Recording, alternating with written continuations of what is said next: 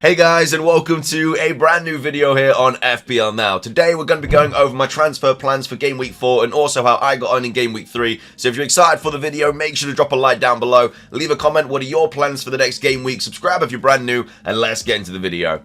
So, starting things off, I finished Game Week 3 on 81 points. Another green arrow, not a terrible week at all. Of course, Salah really did hurt me in that Liverpool game. But again, we all know what he can do against Man United. Getting a goal, 2 assists, max bonus. Yeah, I need to bring him into my team in some way, shape or form. But either way, 81 points, not bad at all. Haaland obviously matched him. So I feel like even if you went Haaland or Salah, you were fine because you would have got 17 points regardless, and you probably would have captained that player. If you have both, then you're absolutely loving life. But either way, Henderson picking up 4 points in that Chelsea game. Played really, really well. Unfortunate not to get the whole clean sheet. If he kept a clean sheet in that game as well, would have been on for a massive double-digit haul. But I will definitely take 4 points from him. Probably the highest scoring goalkeeper this week, apart from Alisson, because I don't think anybody kept a clean sheet this week, and he definitely made, I'm assuming, the most saves. But yeah, 4 points I will definitely take from Henderson. The most points he's gotten me all season so far. And he has Leicester at home in Game Week 4. So very, very happy with that. At the back, Trent just continuing to get me 6 points through clean sheets. Robinson still getting returns as well, even though he's not keeping clean sheets. And then Pedro Porro picking up 1 point as well. So yeah, Trent, I mean, that goal would have been absolutely fantastic if it did go in. But Mo Salah just being slightly offside did stop Trent from scoring. But either way, that would have been a massive point haul there for Trent. Robinson, again, yeah, just picking up more assists. I was expecting Fulham to concede, but for him to pick up an assist was really nice. He did unfortunately get a yellow card as well, but I will still definitely take 4 points from Robinson.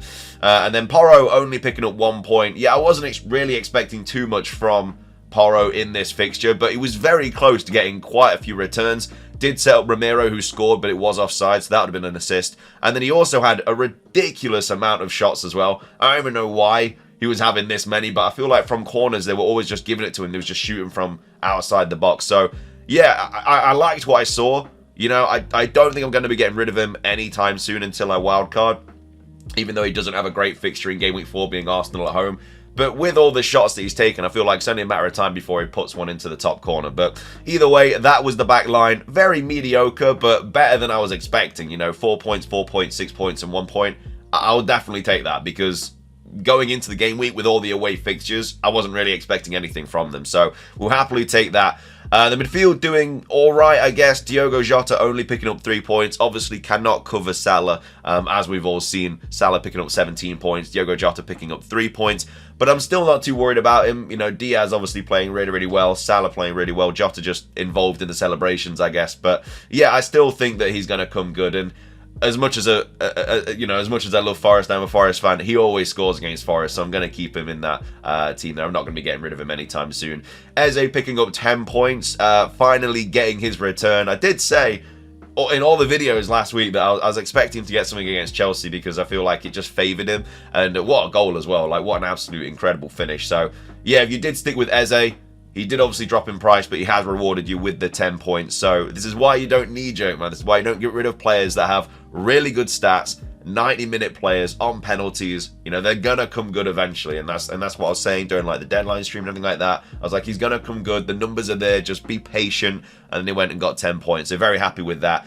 Rodgers picking up 2 points. Again, another player involved in all the celebrations. Probably should have got an assist, to be fair, but Watkins did miss his chance. I feel like Watkins just isn't up to speed. He's missing a lot of chances, and I think his minutes are just going to get worse and worse because Duran's just coming on and playing really, really well, especially with Champions League football and stuff like that. So yeah, I'd be a bit weary about having Watkins on like a wild card or something like that. I just don't think it's really worth going there.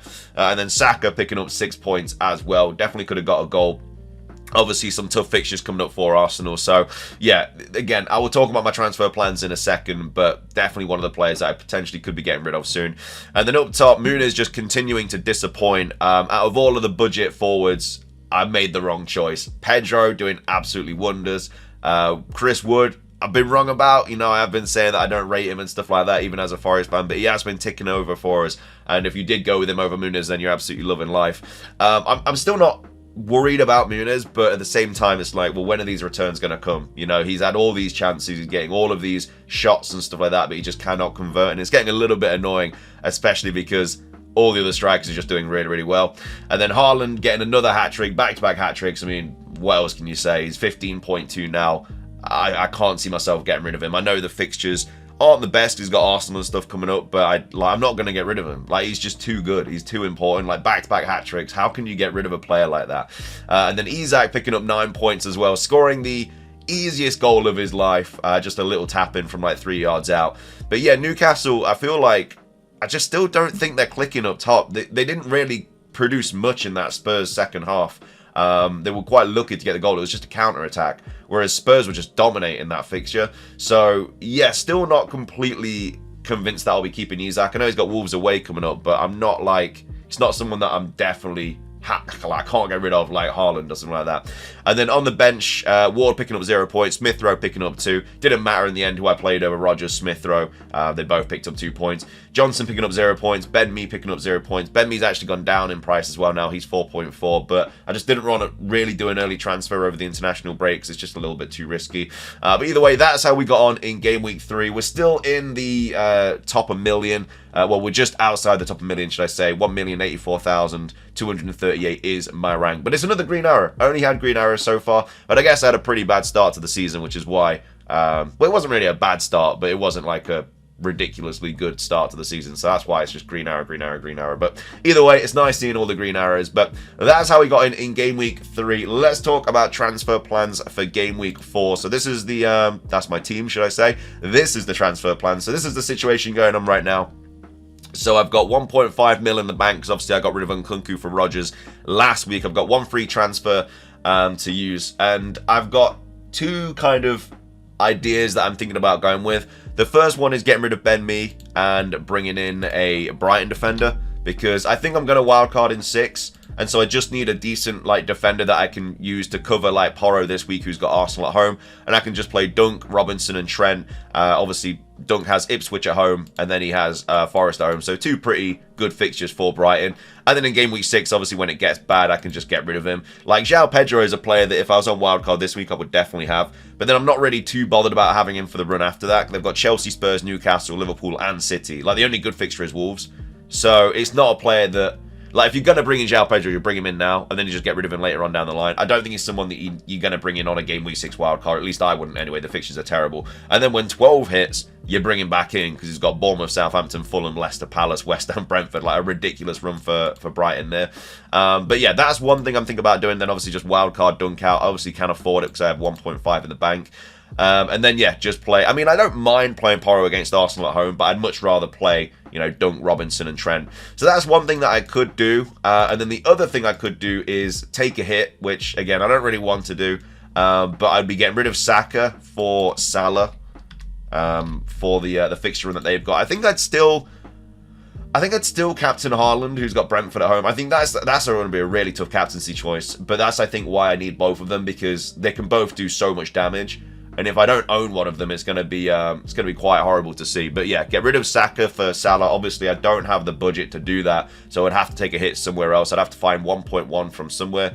So I could downgrade Porro to, I guess, a 4 mil defender, 4.4 mil defender if I wanted to. But there's not really anybody that kind of I'm looking at and that I'm wanting to bring in. If I had that extra 0.1, it would have been nice, because obviously I could have just brought in a Konza or something like that. But I don't have that, unfortunately. So I'd have to get rid of somebody else. And I think I'd probably just get rid of Isak for João Pedro. I know that Pedro has obviously just gone up in price, but not really too worried about that, because I will be getting rid of him on my Game Week 6 wildcard. And then having just to play Porro, who's got Arsenal at home, I'd play Porro, Trent and Robinson. And then my midfield would be... I'd probably play a 3...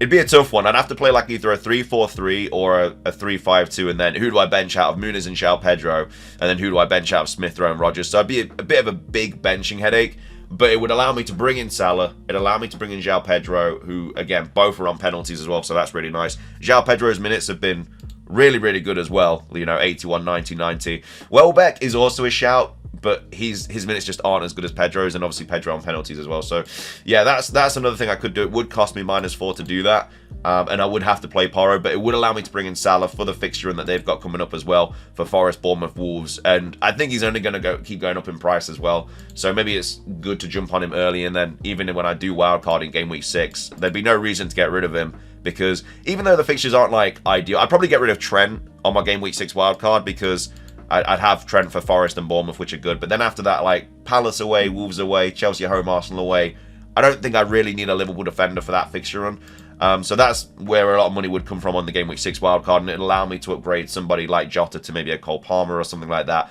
But yeah, I mean, I think I'd really like the team if I did this move, because I'd have Salah, Jota, and Eze, which have got Forest and Leicester at home.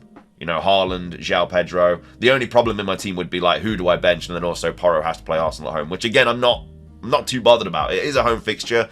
You never know how those North London derbies are going to go, but that's kind of what I think I'm going to do. I don't think I'm going to wildcard this week. I think the team looks all right without wildcarding. There's some pretty nice fixtures in there. It's just, do I take the -4 to bring in Salah? I'd get rid of Isak, which again, he hasn't really, like, I'm very happy he got the goal, but watching the Newcastle game, he just didn't really, like, Newcastle just didn't really look like they were creating a lot, and they did get dominated for a big majority of that second half. So I'm more siding towards the Salah, João Pedro, just take the -4, because I think over the next 2 game weeks, I think over Forest and Bournemouth, I think Salah plus João Pedro are going to outscore Saka plus Isak. I just have that feeling. So I think the -4 will definitely repay itself. So I think that's what I'm going to do. But obviously, international break, not convinced yet to do anything, because anything can happen. I think you are fine to bring in João Pedro now, because I don't think he's been called up to the international team. So he shouldn't be any issues there unless he gets injured in training or something like that. But I don't know. Something that I'm thinking about, or just play it safe. Just bring in a dunk for Ben Mee, and then obviously just not have Salah and just hope he doesn't do anything. But I don't know, I feel like he's definitely going to do something. But that's what the team's looking like. That's what the transfer plans are looking like. If you enjoyed the video, drop a like down below. Leave a comment. What are your transfers looking like? What are your game week 4 teams looking like? Obviously, we're in the international break right now, so there's not a lot of FPL stuff going on. We'll kind of just take a little break, but there'll still be videos throughout the week and stuff like that. Wildcard drafts, everything like that. I'll do a wildcard draft next. I know a lot of people are wildcarding over the international break, so we'll go over that and everything like that. But either way, thank you for watching. Subscribe if you're brand new, and until next time, peace.